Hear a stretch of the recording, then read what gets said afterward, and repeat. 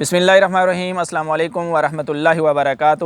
بچوں کی تربیت کے حوالے سے جہاں گھر کا ایک اہم کردار ہوتا ہے، وہیں پر اکثر لوگ تو استاد کے بارے میں کہتے ہیں، لیکن ہر بندے کی ایک اپنی رائے ہے۔ میری رائے کے مطابق جو سکول کی کتابیں ہوتی ہیں، سکول کی کتابوں کے علاوہ جو ہمارے جریدے ہیں، اخبارات ہیں، رسائل ہیں یا دیگر وہ کتابیں جو ہمارے بچے دیکھتے ہیں، اور اگر میں آج کے دور کی بات کروں تو آج کے دور میں تو بچے ہمارے ویڈیو بھی دیکھتے ہیں، موبائل کا استعمال بھی کرتے ہیں، یوٹیوب کے اوپر بھی، اور گھر کے اندر اگر ٹی وی ہے یا دیگر چیزیں ہیں تو وہ بھی دیکھتے ہیں۔ یہ سمجھ لیں کہ یہ ساری چیزیں جو ہے وہ بچے کا استاد ہیں۔ ایک تو استاد فزیکلی ہے اور ایک یہ غیر محسوس استاد ہے، اور میں آپ کو بتاؤں گا کہ یہ بچوں کے اوپر کس حد تک اثر انداز ہوتے ہیں۔ اس لیے بچے کے لیے جو نصابی کتابیں ہیں، جو یہ رسالہ جات ہیں، یہ انتہائی اہم ہیں کہ وہ کس طرح کے ہونے چاہیے۔ میں آپ کو مثال دوں گا یہاں یورپ کی، کہ یورپ میں کوئی بھی فرد بغیر ہیلمٹ کے موٹر سائیکل نہیں چلا سکتا، کوئی بھی فرد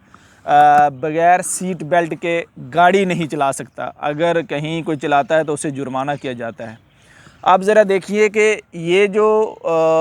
موٹر سائیکل کا چلانا اور اس میں ہیلمٹ کا استعمال ہے، یہ نہیں ہے کہ بچہ جب اس نے موٹر سائیکل، جب وہ بڑا ہوا تو اس نے موٹر سائیکل چلانا شروع کیا تو تب اسے بتایا گیا کہ ابھی تم نے ہیلمٹ استعمال کرنا ہے۔ نہیں، اگر ہم اس کی وہ سکول کی کتابیں دیکھیں تو وہاں اگر موٹر سائیکل پر ایک فرد بیٹھا ہوا اس کا نقشہ ہے، تو وہ جو فرد بیٹھا ہوا ہے موٹر سائیکل کے اوپر، وہ بچہ جو نقشہ دیکھ رہا ہے اس میں اس نے ہیلمٹ پہنا ہوا ہے۔ اچھا، اس کے علاوہ اگر ہم ویڈیو کی بات کریں تو بچہ اگر کارٹون دیکھ رہا ہے تو کارٹون میں اگر کوئی کارٹون موٹر سائیکل چلا رہا ہے تو اس میں اس نے ہیلمٹ پہنا ہوا ہوتا ہے۔ اخبارات میں وہ اخبار دیکھ رہا ہے تو اس میں دیکھتا ہے کہ ایک فرد موٹر سائیکل کا فوٹو ہے تو اس نے ہیلمٹ پہنا ہوا ہوتا ہے۔ اسی طرح جو گاڑی کا سیٹ بیلٹ ہے، جو فرد گاڑی پاس کرتا ہے، یہاں 18 سال کے بعد ہی گاڑی پاس کرنا الاؤ ہے، گاڑی چلانا الاؤ ہے، تو جس وقت ایک بچہ ایک بندہ جب گاڑی پاس کرتا ہے، یہ نہیں کہ اس کو اس وقت بتایا جاتا ہے ابھی تم نے سیٹ بیلٹ باندھنا ہے، نہیں، وہ اپنی کتابوں کے اندر دیکھتا ہے، اپنے جتنے بھی اس کے رسائل و جرائد ہیں ان کے اندر وہ دیکھتا ہے کہ جب وہ بچہ تھا تو اس وقت سے وہ دیکھ رہا تھا کہ جو بھی بندہ گاڑی کے اندر بیٹھتا ہے، جو گاڑی ڈرائیو کرتا ہے، وہ سیٹ بیلٹ باندھتا ہے، ساتھ والا بھی سیٹ بیلٹ باندھتا ہے، اور ساتھ ساتھ اس کو بتایا جاتا ہے کہ سیٹ بیلٹ باندھنے کی افادیت کیا ہے، اہمیت کیا ہے، کیوں باندھتے ہیں۔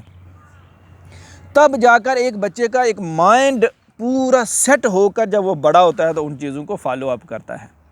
ہمارے ہاں سب سے بڑا مسئلہ یہ ہے کہ ہماری جتنی بھی کتابیں آپ دیکھیں، اس میں اگر کوئی موٹر سائیکل یا کار ہے تو کوئی فرد چلا رہا ہے تو بغیر ہیلمٹ کے اور بغیر سیٹ بیلٹ کے، پھر ہمارے پولیس والے دے کر اس کو فوراً جرمانہ کرتے ہیں۔ اب اس کا کیا قصور ہے؟ اچھا، اس کے ساتھ ساتھ اس نے نہ گھر میں اپنے ابو کو دیکھا ہے، نہ اسکول میں استاد کو دیکھا ہے، ایون کہ وہ جو جرمانہ کرنے والے ہوتے ہیں انہوں نے بھی کبھی کبھی ہیلمٹ نہیں پہنا ہوا ہوتا ہے، اور جو گاڑی چلا رہے ہوتے ہیں انہوں نے بھی کبھی سیٹ بیلٹ نہیں باندھا ہوا ہوتا۔ اس لیے بچے کی تربیت میں جہاں گھر کا اہم رول ہے، گھر والوں کا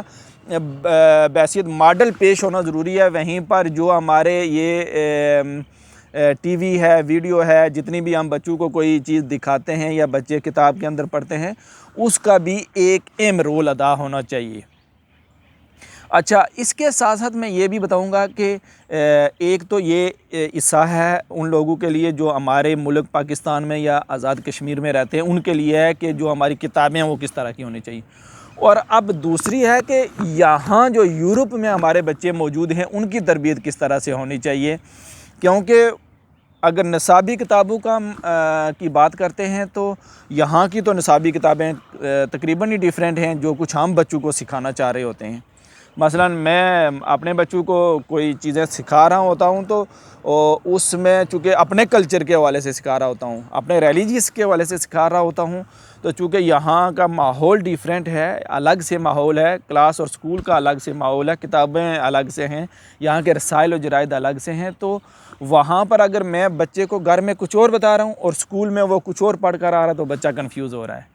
اب اس کی سمجھ وہ استاد کو بھی آئیڈیل سمجھتا ہے، ماں باپ کی بھی بات مانتا ہے، تو اب اس کے لیے مسئلہ ہے کہ وہ اسکول کی بات سنے مانے یا گھر کی بات سنے اور مانے۔ تو یوں یہاں رہتے ہوئے ہمیں بچے کو ایک درمیانی رستے کی طرف لے کر جانا پڑے گا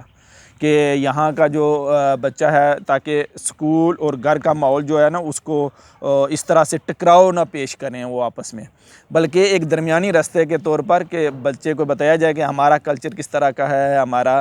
ریلیجیس کیا کہتا ہے، یہاں کی کون کون سی چیزیں ہم اڈاپٹ کر سکتے ہیں، اپنے ملک کے لحاظ سے یا اپنے کلچر کے لحاظ سے کون کون سی چیزیں ہم چھوڑ سکتے ہیں جو آسانی سے ہمیں چھوڑی جا سکتی ہیں۔